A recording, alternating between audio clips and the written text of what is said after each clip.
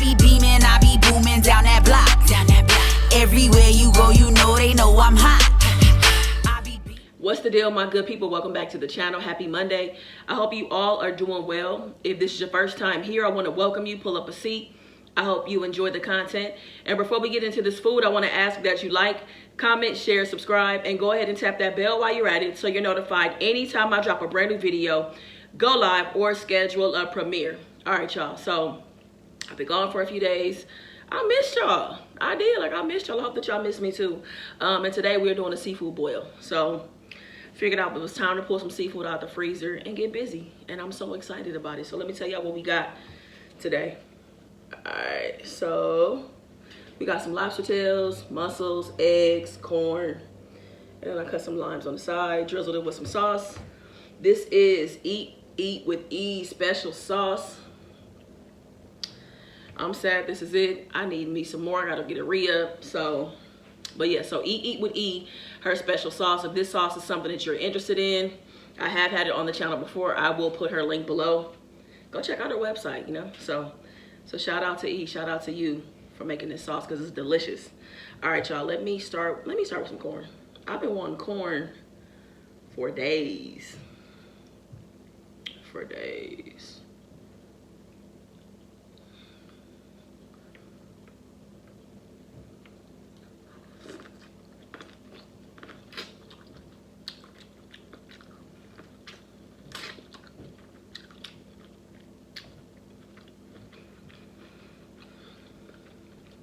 Why is that so good?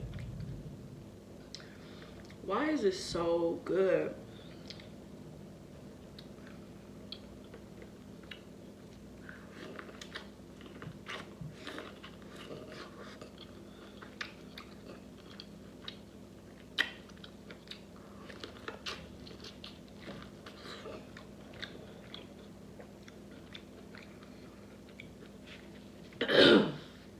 Woo!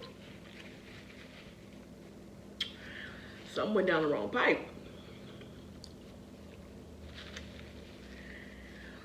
Ooh, that was good. I haven't had corn in forever, y'all. At least it feel like it. How are y'all doing? Hope everybody out there is being safe, staying home. I hope y'all are staying safe out there. I really do. And just staying at home with it, spending time with your loved ones, your kids, your spouse, your parents. And I just want to, just say thank you to everybody on the front line. Oh, man. My muscle feels fine. Everybody on the front line. Everybody, in healthcare, the truck drivers, everybody that's working retail in these grocery stores, keeping them stocked, working these double shifts. I know it's a lot going on, so I really just want to send my love to you all. And just thank you for everything that you're doing. Did I give y'all some muscle? Oh, let's do it again. Just whatever.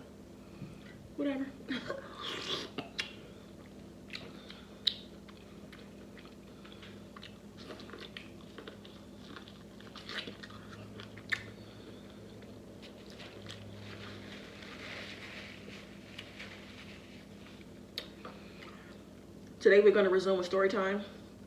It is part 2. My life as a rapper, my life as spin. Tell y'all some interesting parts of that part of my life. I think this is going to be about, this isn't the finale for sure. I'm going to say I got at least, it'll probably be like 3 or 4 parts to this, at least. I'm so bummed, y'all. Y'all know I'm a filmmaker, and I've been working on this documentary. And I'm so bummed. We were supposed to be going to DC March 31st, and of course we're not going now. So I'm so sad. I really am. I don't know when we're gonna get a chance to go to DC or what we're gonna have to do, but we gotta make some changes. But I'm so bummed. Everything has been going so well for this project. I knew something was gonna come up. Of course, not to this extent, but. And speaking of the documentary, shameless plug, I just dropped a vlog with some behind the scene footage and also our extended trailer. The project is still underway. We're more than halfway done, but it's not done yet. But we do have a trailer, and I wanted to, you know, include y'all on the journey with me. So you can click the link below or search for Rhonda's Red Vlogs and check it out. All right, y'all. Some lobster.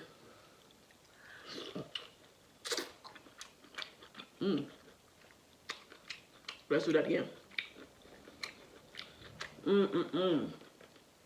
Y'all, I gotta hold that for a minute.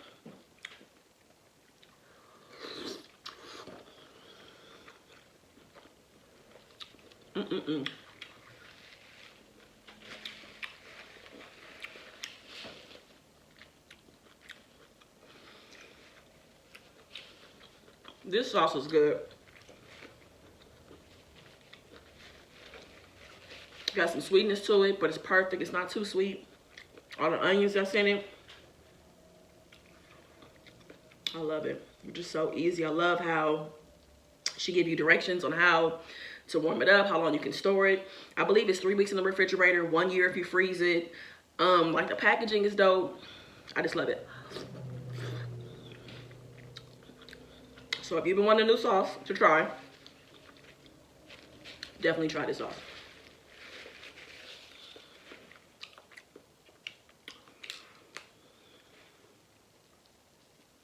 You know, I was thinking about how I've never used limes before on mussels. I've never tried that before. So I'm like, let me mix it up a little bit because I wanted some oranges, but we don't have none. We do got oranges. We got a whole bag outside. Anyway, I still want to try with lime.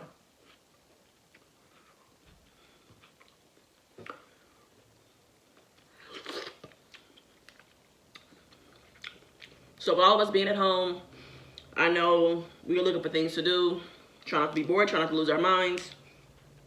I've definitely been trying to go live more often so we can hang out. So if you enjoy a good live, come through, you guys. Make sure you set your post notifications to all because I don't have set times. I only go live for sure on Fridays at 7 p.m. But besides that, I just kind of go live whenever. And, you know, I want to hang out with y'all. So come through to some of the lives if you get a chance to. All right, I'm going to go ahead and jump into the story time. All right, so where we left off is you guys met Spin. I got my new name. Y'all know I hung out with that guy that I met. And let's give him a name. His name is going to be Tone. So Tone is the guy I met at Radio Shack. And he said he did music. And I finally hit him up. I went to his house. And, you know, there was a chick that was there, you know what I'm saying, who, you know, who was an MC as well. And she was like his artist that was like his priority at the time. And let's give her a name. What we gonna call her? Let's call her, I don't know. I want to give her a good name. Let's call her, I don't know. Let's call her Squeak. So Squeak. All right, so Squeak is the female rapper who was in the picture when I came around and I first met up with Tone. And y'all know she had an issue with me. She was like shooting on me, like thought I wasn't any good, thought I wasn't talented, thought I was overrated, whatever. And I shut her down, you know, because y'all know, like I told y'all, I've been practicing freestyling, so I came into my thing. So Squeak, we never really got on good terms after that for whatever reason. She just didn't like me, you know. It was always some hostility and kind of like this tension between us every time I saw her. So after I proved that I could rap, Tone was impressed, like super impressed with what I was doing. Like he was a rapper at the time too, but he decided that he was gonna step down from rapping and like really give us all to being a producer and getting into like artist management. You know, he was a super smart guy. Let me tell you a little bit about Tone. Tone was a street dude. When I say street dude, I mean for real a street dude. Like he was a crip. You know what I'm saying? I don't think that he was actively gangbanging at the time. Like he was trying to change his life. You know what I'm saying? He had moved to the suburbs with his mom, like trying to get away from the street life. You know what I'm saying? Trying to turn things around, trying to be a good dad, like all these things. So that didn't bother me. You know what I'm saying? I'm familiar with gang culture, you know, living in LA. So it just didn't bother me. You know what I'm saying? Everybody has a chance to like, you know, rewrite your story, right? So that didn't bother me. I just felt like as long as we can get on the same page and be in this whole thing together, it was cool. So We spent so much time together, you guys. We spent a lot of time together. I was always at his house. We were always coming up with concepts and freestyling and writing and going through beats and stuff. And at the time, he was okay with production. He had very limited equipment. So, you know, he was like, all right, cool. I'm about to start, you know, I'm going to get out here and I'm going to hustle. The money that I make, I'm going to start buying more equipment so I can be a better producer. So until that happened, he knew a lot of people, you know what I'm saying? And we would go to people's houses because everybody had home studios, you know? And that didn't bother me either, you know what I'm saying? Because there's a lot of great music that's been made in the house, you know? We would go to home studios, and it always blew my mind the lack of respect that a lot of men had for women that were doing music, you know what I'm saying? And I'm not a boisterous person, you know what I'm saying? I would just come into the house, the studio, you know, introduce myself to everybody. I'm cool, laid back, you know, not doing a whole lot. And Tone was just like, yo, this is Spin. She about to blow up, da-da-da-da-da. She could outspit anybody up in here. And of course, the dudes never took a liking to that. It was just like, man, get out of here with all that. She ain't doing nothing. She ain't moving nothing. You know, just no regard. You know what I'm saying? And it wasn't just because it was me. I could tell that they just really didn't have a whole lot of respect for women. You know what I mean? And now these dudes, he didn't know. These would be people who would just be in the studio. Because, you know, studios, if you've ever been to one, they're always active. Always active. People in and out.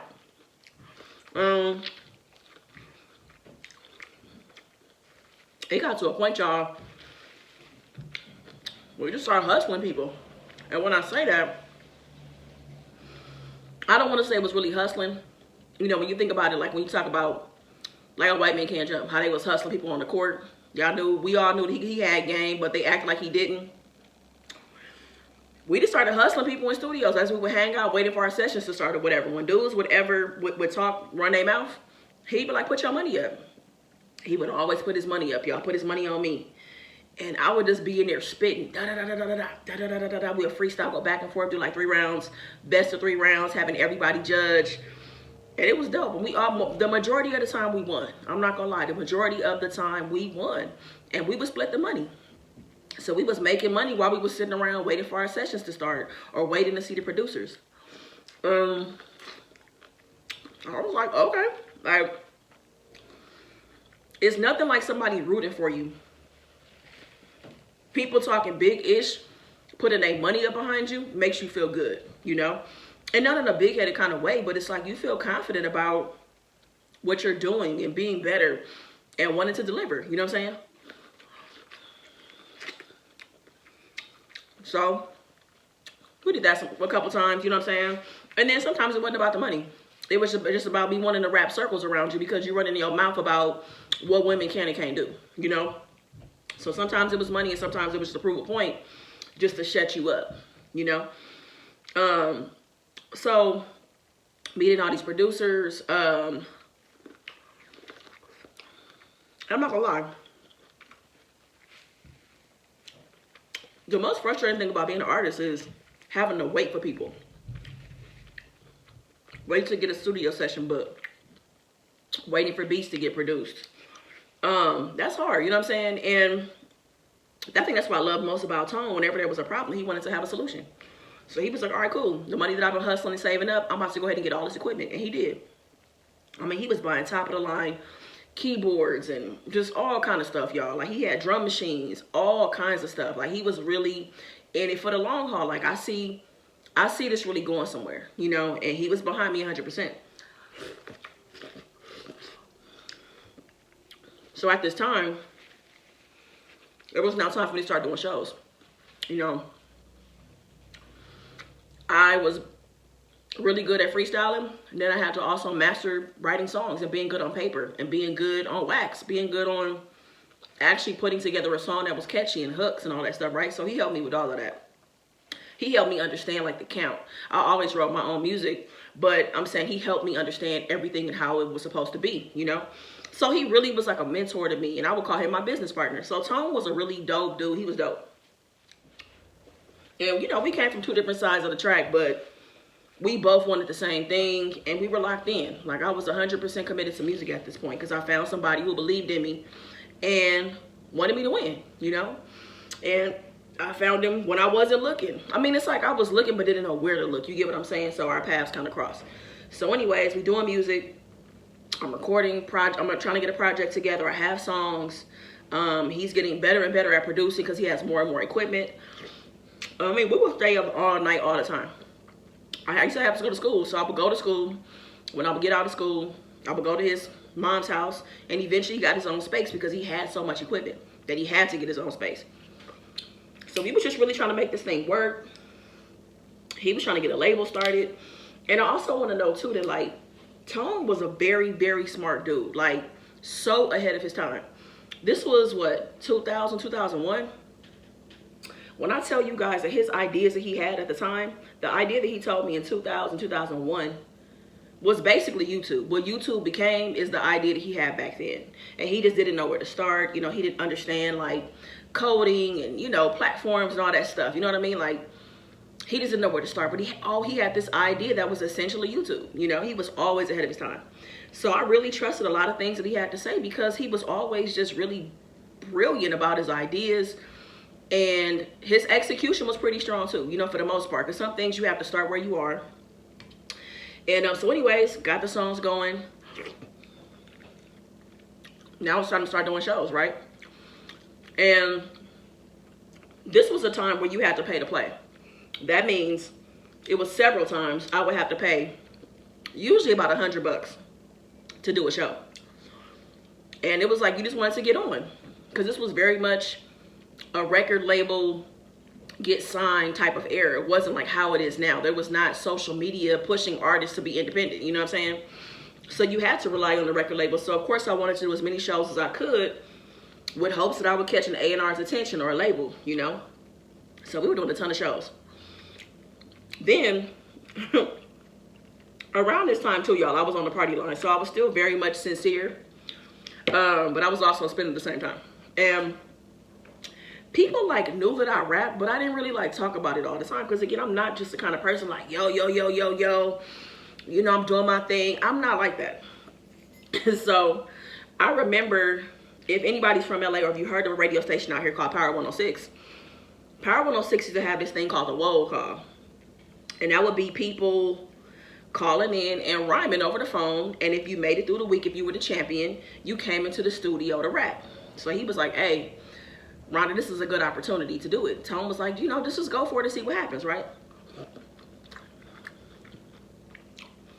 Kind of nervous. I'm like, all right. So, mind you, I'm on the phone. They called, well, I'll take that back. He knew somebody that worked at Power 106.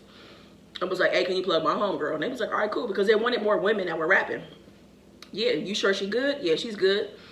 So they call everybody, you get you on the phone, tell you when it's your turn.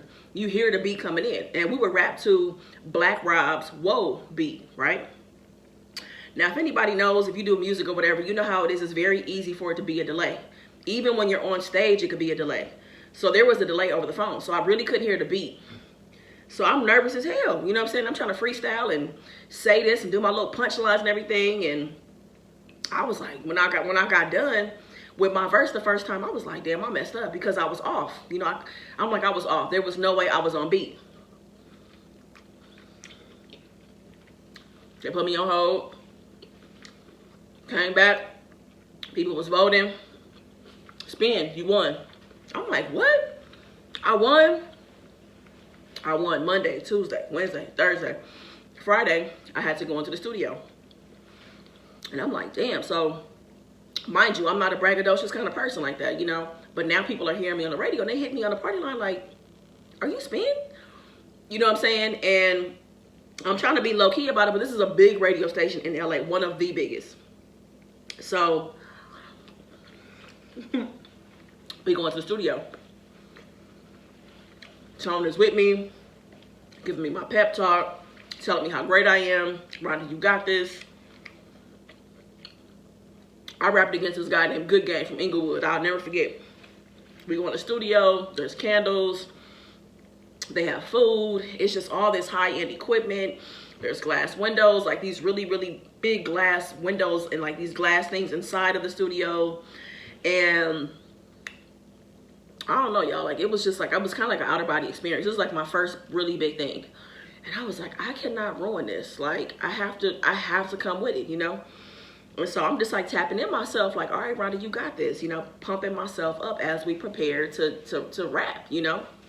We go in the studio, we got headphones on, we're sitting across from each other. This is the first time I'm rapping against somebody on, this is a huge stage. And like the roll call was a big deal, right? So we going at it, right? So we rap to the roll call beat in person. He's shooting on me, I'm shooting on him. I had short hair at the time, so he referred to my hair as taco meat. He was just shooting on me, I'm shooting on him, so we doing our thing. First round, a tie. Second round, we rap again, it's a tie. We going head to head at this point. So now it's like, okay, what do we do? Like, we've never had anybody go 2 rounds. Now we have to do like a sudden death, you know? They're like, and let's change the beat. So they switch it over to the Welcome to Atlanta beat by Ludacris. And I'm like, all right, let's do it. So we did it. I switched my flow up. And it was just dope. Like, I felt like I really came with it. There's nothing differently I could have done. Because I was in my bag. Like, I did my thing, you know. He ended up winning, y'all. And I wasn't sad at all. Because I know I gave everything that I had, you know. And he had so much respect for me. Everybody did. Like, really dapping me up, like, yo, like, you next, you know what I'm saying? Keep on going, because you next. And that was what I needed at that point. Because being a creative and doing music, it can feel like a dead end sometimes, you know what I'm saying? Certain things aren't happening fast enough. So it just felt really good for people who were DJs on the radio to, like, be giving me pound and taking pictures with me. I'm like, what? So it was really dope. And I remember I got back to my phone. I left my phone in the car. My phone was lit up. All my friends and family was calling. And then when I called the party line, we used to have mailboxes on the party line. My mailbox was full. It was dope. I was on cloud 9. And I feel like it really gave me the energy I needed to now go back to the lab, go back to the studio and create. Because there's all this hype about who you are and what you can do in a freestyle tip. I wanted to deliver musically. Like, I wanted to be able to really come through with some good music. So I'm gonna go ahead and stop right there. But I hope you guys are enjoying story time. And I'll be back tomorrow with part 3. All right, let y'all know what happened after this. Because some things definitely happened. All right, y'all. So continue to be safe. Stay home. And yeah, we're gonna get through this thing. All right, y'all. So I appreciate you, and I will see you tomorrow. Be good to yourself. Peace. I be beaming, I be booming down that block. Everywhere you go, you know they know I'm hot.